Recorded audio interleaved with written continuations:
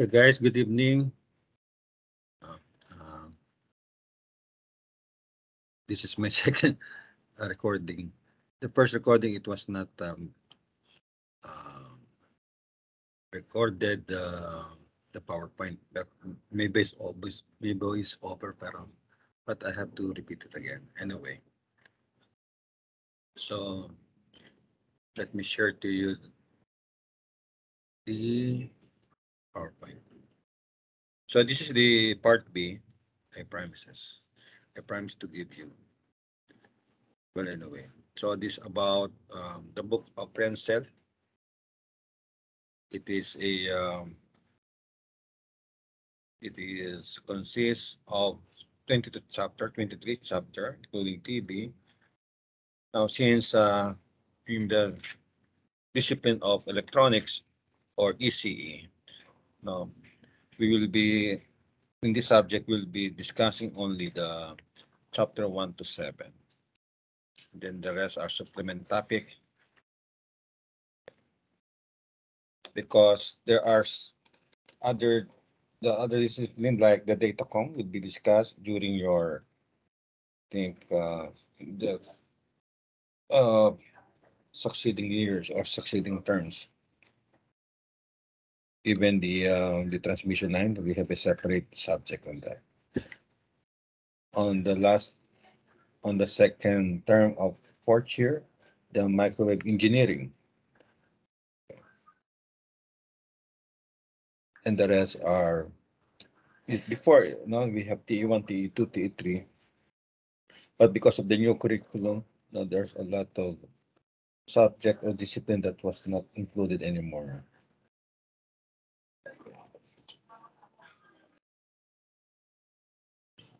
So this is a third edition. So basically, there are four, or not really four, 8 topics under this chapter 1, but we'll be only tackling 1-1 up to 1-7,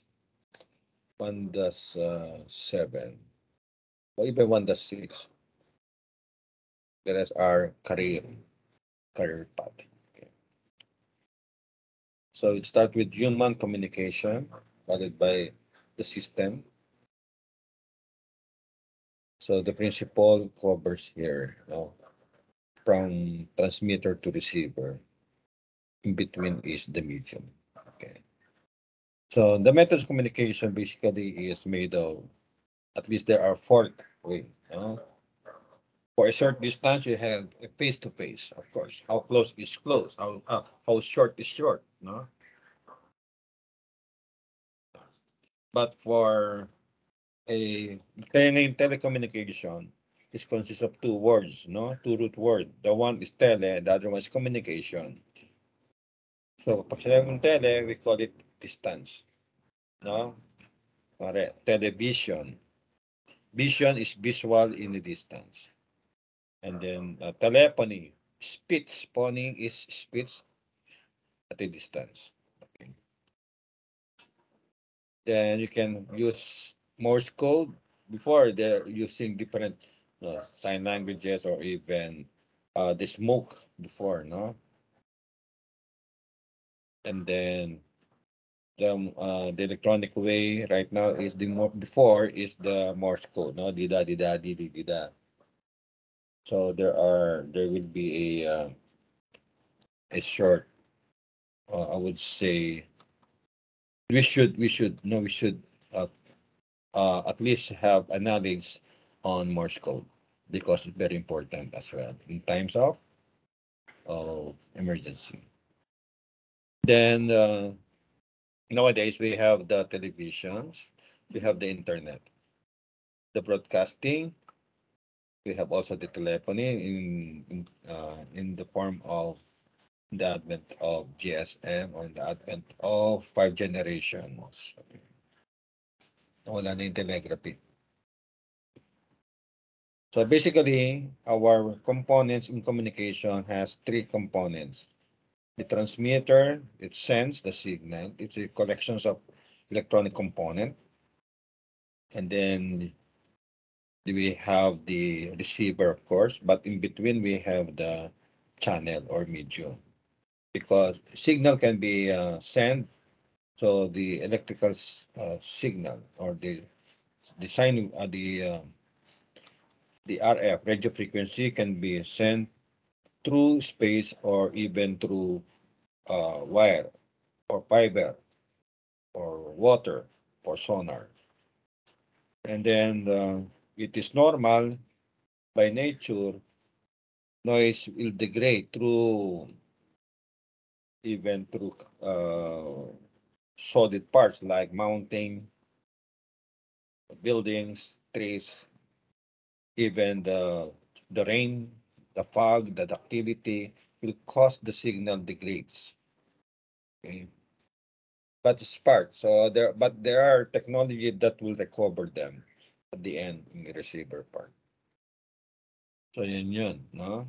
So you need a transducer for the information uh, to convert the mechanical sound or heat into a sine wave.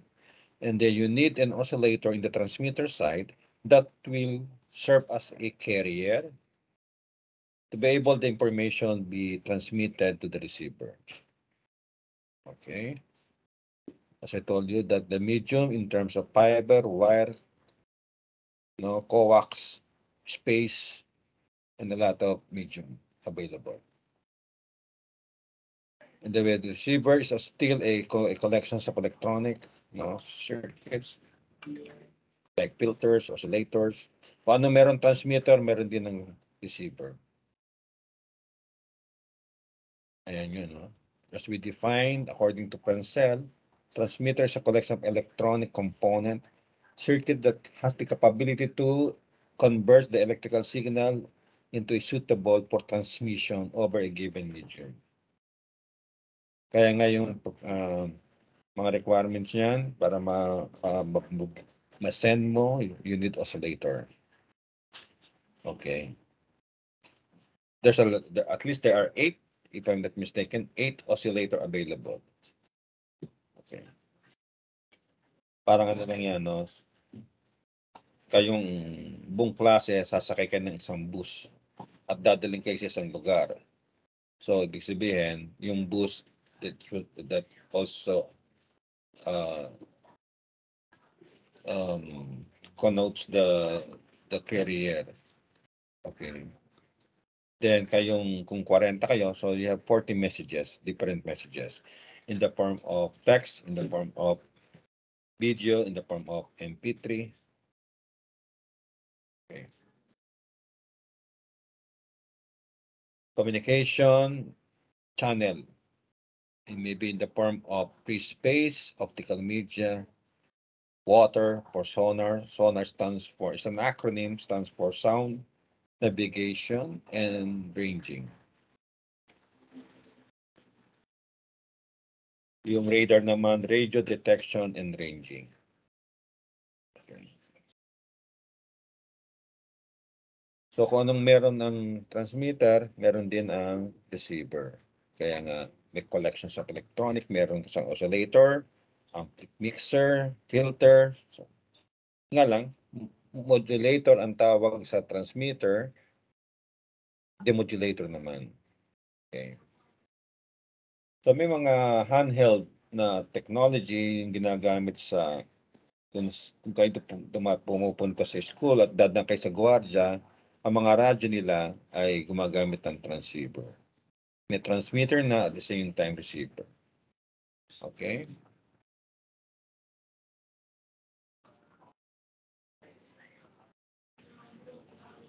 Well, you can, mga example pa nito ay ating sa computer, cellphone.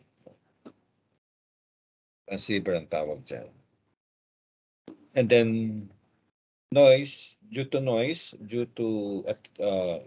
degradation, we call it sometimes, these losses of signal can also be the attenuation.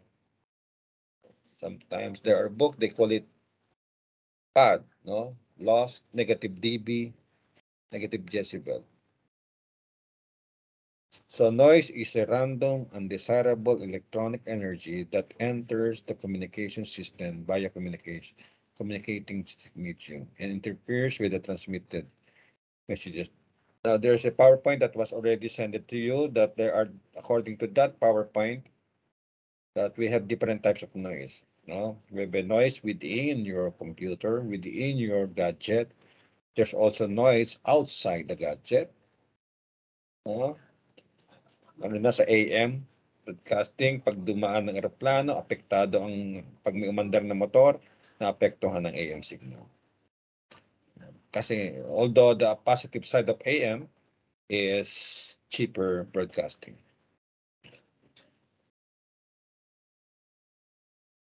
So if your gadget is one way, you just receive, like television, you cannot react, you cannot respond, you cannot send again, and you cannot comment. That in a television you just receive, or any broadcasting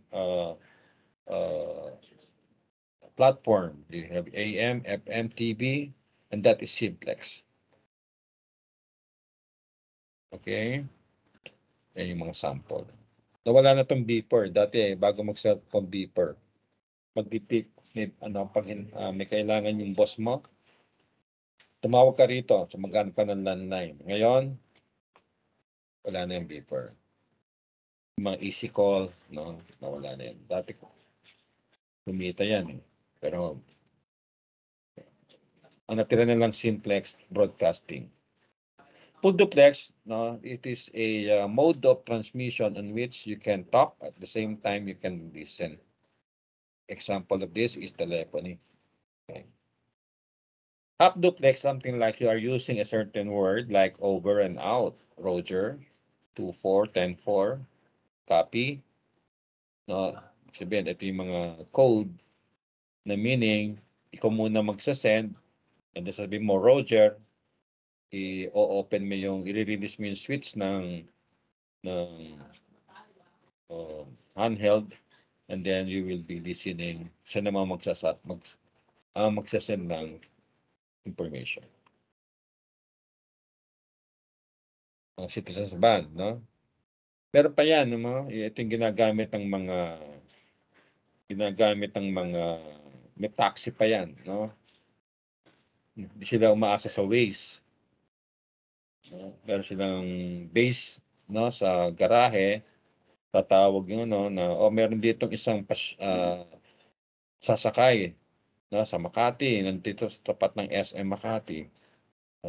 Tatawag ang base. Ngayon mag-a-announce ang base. Any taxi cab, RNE, mga ganon, na malapit dito sa SM Makati. Merong isang pasahero. Okay. So we could send our signal in two ways. By analog or anyway, basically it's analog, And then the advent of digital will also recover, will also reduce the noise effect. Okay? Tulad niyan, ito yung ito yung lumalabas sa ito yung carrier, frequency carrier. Pag nalagyan na yan ng boses, nagiging yung sa letter B, yung sa gitna, Ito na yung yan na yung magiging signal. Yung TV, kasi maraming signal ng TV, Meron kang synchronous pulse, tapos meron ka pang sa coloring, then so marami kasi composite, So lumalabas, etong B signal at saka sa TV, these are composite signal. Hindi lang siya sine wave, hindi lang sa carrier. Carrier is not a composite signal. Pag sinabing composite, there are two or more signal, okay, in one signal. So pag digital, Morse code yan, digital din yan kasi 1 and 0. Kaya meron ngayong subjects, sa digital, dapat umabot kayo dyan sa analog to digital converter. Kasi isa lang ang digital subject nyo, no? Dapat umabot kayo sa higher, no? Higher conversion. Kasi that is the challenge. Kaya it's should no you should be ahead of kung ang topic ay binary numbers, dapat ahead of ang ano nyo, ang inyong connections or yung knowledge nyo sa digital. Do not just rely on the topic that was being given to you, but rather, no, bilang ECE, you have to be advanced in reading. Kung hindi, maiwanan kayo. So this is a type of digital, no? 1 and 0. Presence and absence lang naman yun.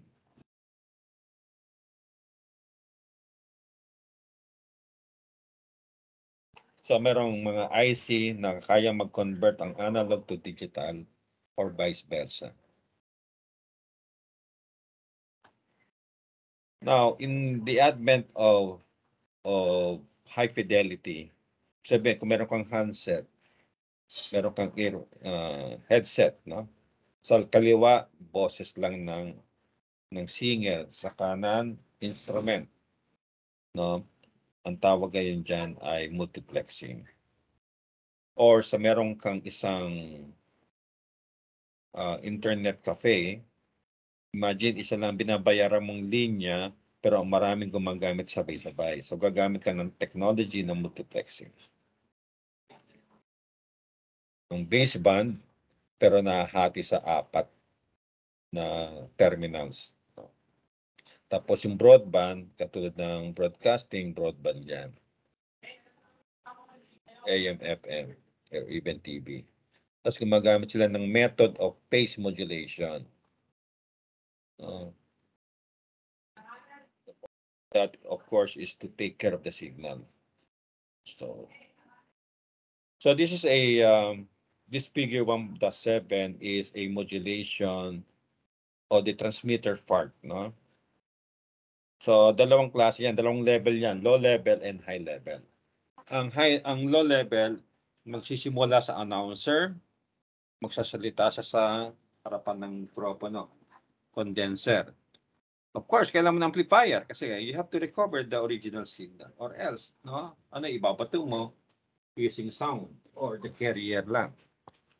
Okay. And then you have an oscillator. Sa baba, oscillator yan. No? So yung sound mo rito, okay. Hindi natin makapagsalita rito. So mechanical sound yan. Diyan ka magsasalita eh. Okay? Diyan ka magsasalita. Okay. Tapos, i-convert niya sa analog. Yan. Siyempre, kailangan mo amplifier. Kung hindi, mawawala yan. Tapos, meron ka pa ditong continuous sine wave oscillator yan. Continuous yan. Okay. Pag nagsama yan, magiging AM na yan. Ang tawag dito sa part na to, this is your low level. Low level. And this is your high level. Yung gagamit ka ng times 3 times 4 na power amplifier, no? Kasi ibabato mo sa antena. Yung antena ibabato sa airwaves. So kailangan na mataas na power. Yung nga lang, the NTC is only allowing any stations for a maximum of 100 kilowatt radiated power. Kasi pag lumagpas ka na doon, lahat ng tao na sa paligid mo, kalbo na. Sabihin, may radiation. Kaya ang channel 2 hanggang 100,000 lang yan. Ang channel 7, no, yung mga leading network. The rest 50. Ito yung mga AM signal and FM, no? So sa oscilloscope, so composite signal sa kasi carrier plus audio plus yung DC, no? Yung siyempre di gagana yung mga component niyan pag walang battery, di ba? Walang BCC. Okay? Ito AM tong A. Yung B, FM yan. So, see the difference. Okay? Maraming difference ang AM, FM. Maganda ang signal ng FM. Yung nga lang, dapat mayroon kang aerial antenna. Ang AM, hindi mo kailangan ng aerial antenna. Sa loob nga ng kuweba, makaka-receive ka ng AM. Kasi ang propagation ng AM is according to curvature of the Earth. No? Kung ito yung Earth mo, no, gumagapang yan kahit sa kuweba. Ang AM, ang FM, ang FM, kung ito yung FM mo, at may kuweba rito, may kuweba dyan, so kailangan mo nang maglabas ng wire. Okay? Aerial antenna. Okay? Pwedeng aluminum, pwedeng wire, ordinary wire. Okay? Kasi line of sight ang FM. Ang AM, the curvature of the Earth. Kaya mas maingay ang AM eh. Mura nga siya, simple lang. Nga lang, pag yung pag dumaan yan sa traffic, di ba? Pag dumaan yan sa ulan, lalong mahinang signal. Okay. Pag broadband, like broadcasting, okay, gumagamit sila ng lalo na FM, gumagamit sila ng shift keying. Okay, the purpose of this, no, to take care of the signal. Kasi sayang naman yung signal kung hindi mo siya poprotektahan o i-convert. No? Yan. So gagamit ka ng modems para maibalik yung analog sa original. Kita transfer niya yung analog sa digital, sa receiver, digital to analog. Yes.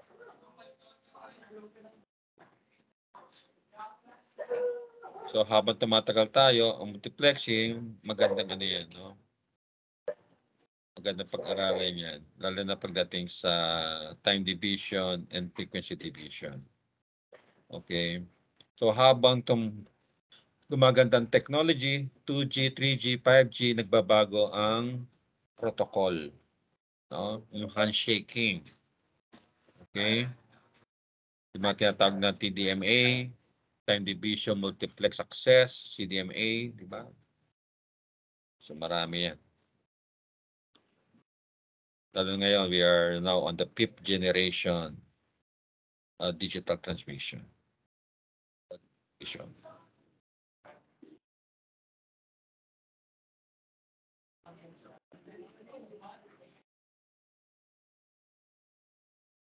So, para magkaroon ka ng magandang signal sa receiver, dapat ang transmitter mo naka-multiplex din.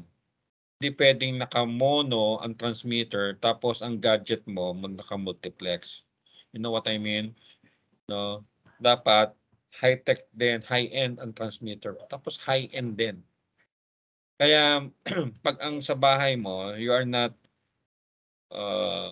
your sound system is not in the form of multiplexing, walang left right, no, per channel na tinatawag.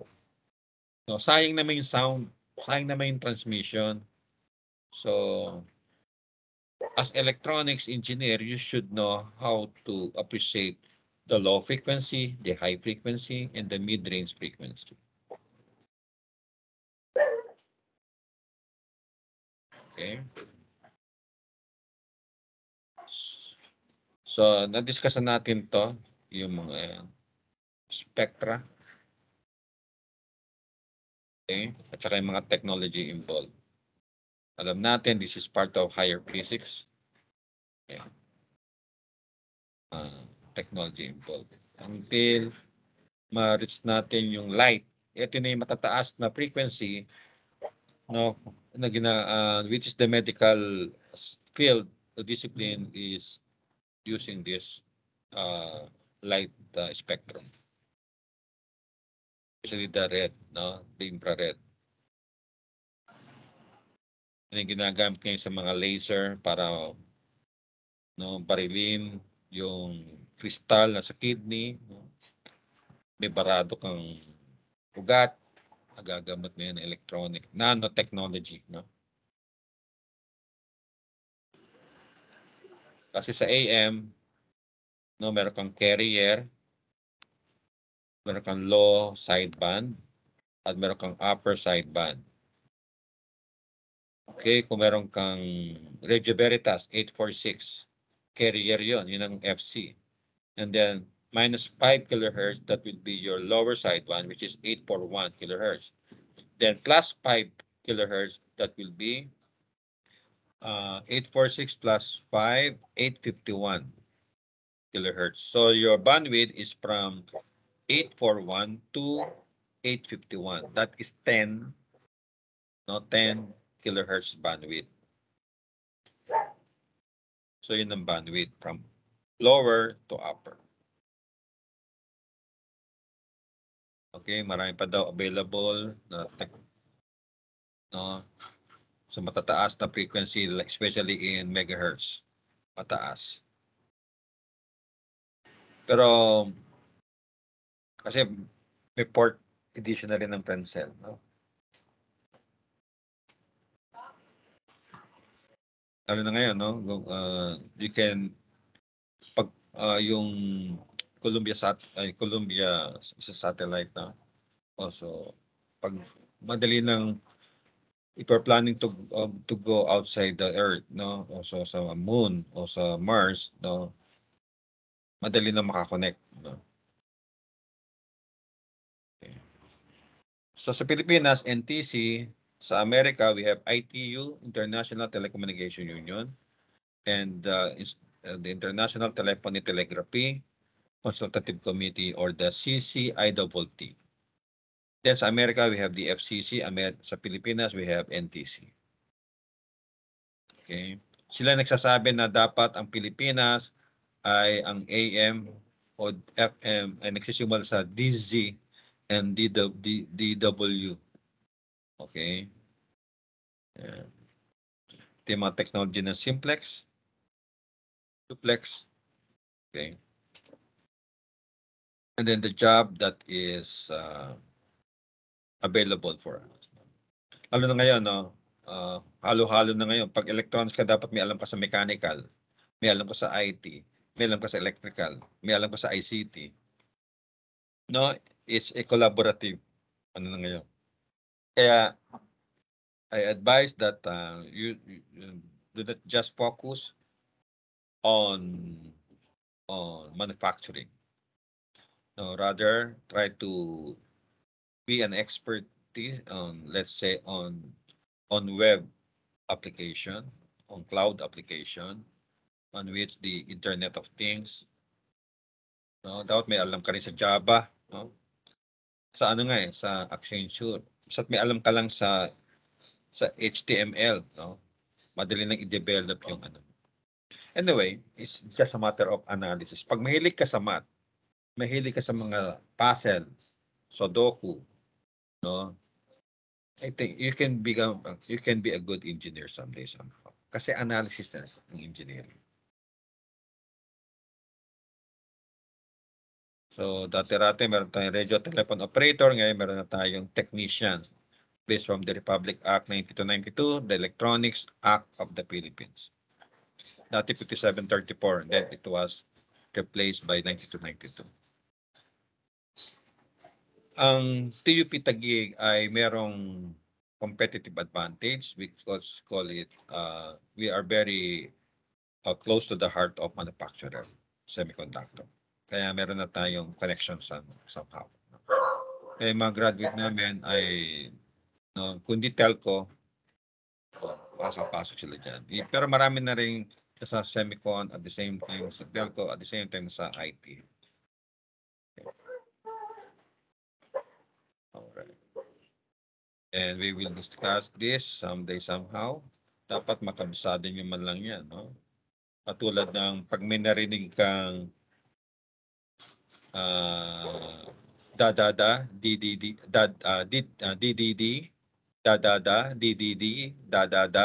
DDD, ibig sabihin, emergency yun. SOS. Okay? Yan. Pag ang eroplano, pababa na sa runway, unang niya maririnig, dida.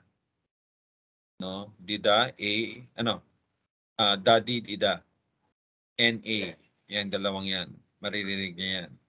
Ibig sabihin, bababa ka ng altitude ng I think 1,000 or kalahati, no? And then the second daddy, dida, no, bababa ka ng kalahati. Puro kalahati until you can touch down. Sa navigation ginagamit yan. No, lalo yung mga instrument landing system or the tactical aerial navigation. The very omnidirectional range. Okay. Okay. So I think that's it. Pansit. Thank you for listening. Okay. I'll see you on Wednesday.